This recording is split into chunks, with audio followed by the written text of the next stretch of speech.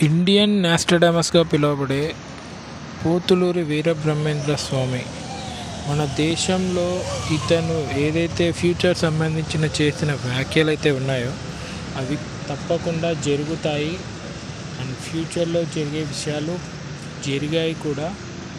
So ఎలాగైతే మన దేశానికి పోతులూరి వీరబ్రహ్మేంద్ర స్వామి ఉన్నారో, సో బయట దేశపు భూభాగాలలో నివసించే జనాలకి నాస్ట్రాడమస్ అండ్ అలాగే ఈ బాబా వంగా వీళ్ళ గురించి అక్కడ ఎక్కువగా చర్చలు అనేది ఈ మధ్య జరుగుతున్నాయి.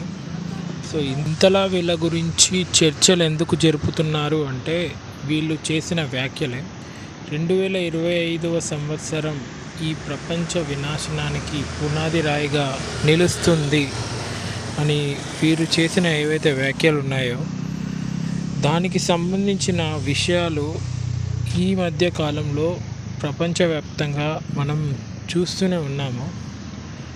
అదేంటంటే 2025 సంవత్సరం ప్రపంచానికి అంతం మొదలైన మొదలు తేబోతున్న సంవత్సరంగా భావించాలి. ఈ ప్రపంచవ్యాప్తంగా కూడా ఇప్పటిదాకా జరగని ప్రకృతి ప్రకోపాలు అండ్ యుద్ధాలు మొదలైన వాటి అన్నిటికీ సారాంశం ఈ 2025 సంవత్సరం అని చెప్పొచ్చు అని అన్నారు. దానికి భిన్న భిన్న వార్తలు ఎన్ని వచ్చినా వీరు చెప్పిన వ్యాఖ్యలు అక్షర సత్యం అన్న విధంగా ప్రజెంట్ జాన్ మంత్ స్టార్ట్ అయిన ఈ 14 రోజుల నుంచి మనం గమనిస్తున్నాము. ఎప్పుడూ లేనిది అమెరికాలోని లాస్ ఏంజల్స్లో ఈ వైల్డ్ ఫైర్ అనేది ఎంతగా ఆ లాస్ ఏంజల్స్ సిటీని భూస్థాపితం చేసింది, ఒక బూడిద కుంపటిలాగా మార్చేసిందని చూసాము.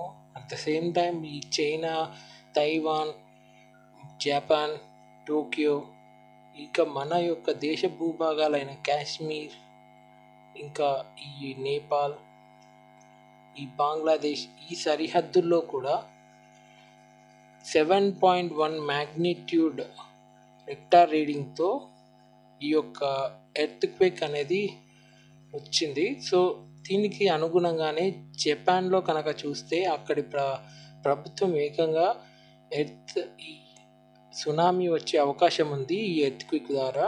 సో ప్రతి ఒక్కరూ దానికి తగిన చర్యలు తీసుకోవాల్సిందిగా వేడుకుంటున్నామని కూడా చెప్పారు. మరి మన యొక్క ఈ భూభాగమైన హిమాలయాలు అనండి, ఈ యొక్క చైనా సరిహద్దు అనండి, అక్కడ ఉన్న నేపాల్, భూటాన్, తైవాన్, ఈ భూభాగం అంతటిలో కూడా 6.9 మ్యాగ్నిట్యూడ్తో ఈ యొక్క భూకంపం అనేది వచ్చింది. మరి ఇంతలా ఈ యొక్క భూకంపం రావడం వల్ల ఆస్తి నష్టం ఎంత మటుకు జరిగిందంటే లిటరలీ 32 అంతస్తుల గల బిల్డింగ్ అలా చెల్లా చెదరైపోయింది కంటి ముంగట్నే. అండ్ ఎంతో వేల మంది ప్రజలు అనేది చనిపోవడం జరిగింది ఈ భూకంపం వల్ల. ప్రతి ఒక్కరూ కూడా భయభ్రాంతులకు గురి చెందారు. అసలు ప్రపంచంలో ఏం జరుగుతుంది, ఇంతలా ఈ ప్రకృతి ఎందుకు ఇలా విలయతాండవం చేస్తుంది అన్న ఒక ఆలోచన అయితే ప్రతి ఒక్కరి మదిలో మెదులుతూ ఉంది. మరి దీనికి అనుగుణంగా చూస్తే ఈ యొక్క నాస్ట్రాడమస్గా పిలువబడే బాబా వంగా కానివ్వండి, పోతులూరి వీరబ్రహ్మేంద్ర స్వామి కానివ్వండి, అలాగే ఈ నాస్ట్రాడమస్ వీళ్ళందరూ చెప్పిన విధంగా ఈ యొక్క సంవత్సరం నిజంగానే పోను పోను ఇంకా పెద్ద పెద్ద గడ్డు సంవత్సరాన్ని ఎదుర్కోబోతున్నామా అన్న ఒక ఆలోచన. అందుకు అనుగుణంగానే ఒకవైపు ఇన్ఫ్లేషన్, ఒకవైపు చూస్తే భూభాగాల కోసం ప్రపంచ దేశాలు యుద్ధాలు చేస్తున్న సమయం, మరోవైపు ఈ ప్రకృతి ప్రకోపం. అసలు మనిషి జీవితం ఫ్యూచర్లో మనుగడ ఉంటుందా, తిండికి తిప్పలు వచ్చే అవకాశం ఉంది అని చెప్పిన వ్యాఖ్యలు ఏవైతే ఉన్నాయో అవి నిజం కాబోతున్నాయా? ఇలా మరెన్నో ఆలోచనలు ప్రతి ఒక్కరి మధ్యలో మెదులుతూ ఉన్నాయి.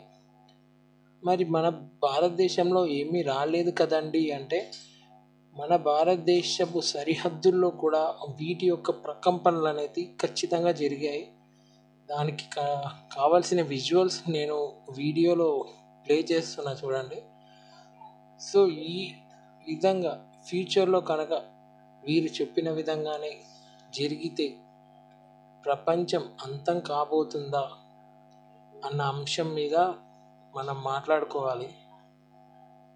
మరోవైపు ట్రంప్ని గమనిస్తే, ట్రంప్ ఏవైతే ఈ లాస్ ఏంజల్స్ సంబంధించిన వైల్డ్ ఫైర్ సంబంధించిన ఆస్తి నష్టాన్ని, అలాగే ఈ యొక్క బార్డర్ సరిహద్దుల గురించి కానివ్వండి, అతను చేస్తున్న వ్యాఖ్యలు ప్రపంచాన్ని, అమెరికా మొత్తం, కెనడా, గ్రీన్లాండ్, మెక్సికో మొత్తాన్ని కలుపుకొని ఒక పెద్ద ఆర్థిక దేశంగా ఎదుగుతాము అని సవాల్ విసురుతుంటే, మరోవైపు యుక్రెయిన్ చూస్తే, యుక్రెయిన్ భూభాగం లిటరలీ 85% భూభాగం మొత్తం కూడా ఈ రష్యా యుద్ధంతో చెల్లా చెదురైపోయింది.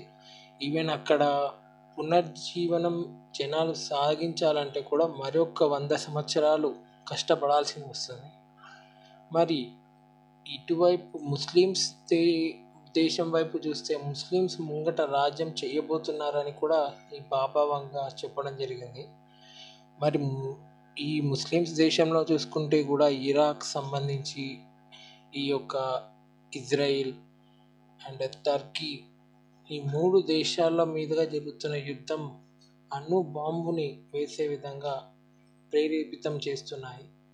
ఇంకొక వైపు చూస్తే ఈ ఆయిల్ సంబంధించి రష్యా కానివ్వండి, యుక్రెయిన్ కానివ్వండి, యూరోపియన్ దేశాలకు మేము ఆయిల్స్ అందజేయము, ఇకపైన ఆయిల్ సంక్షోభం రాబోతుంది అని కామెంట్స్లో తెలియజేయండి. అలాగే నా యొక్క ఛానల్ని సబ్స్క్రైబ్ చేసుకోండి. Thank you.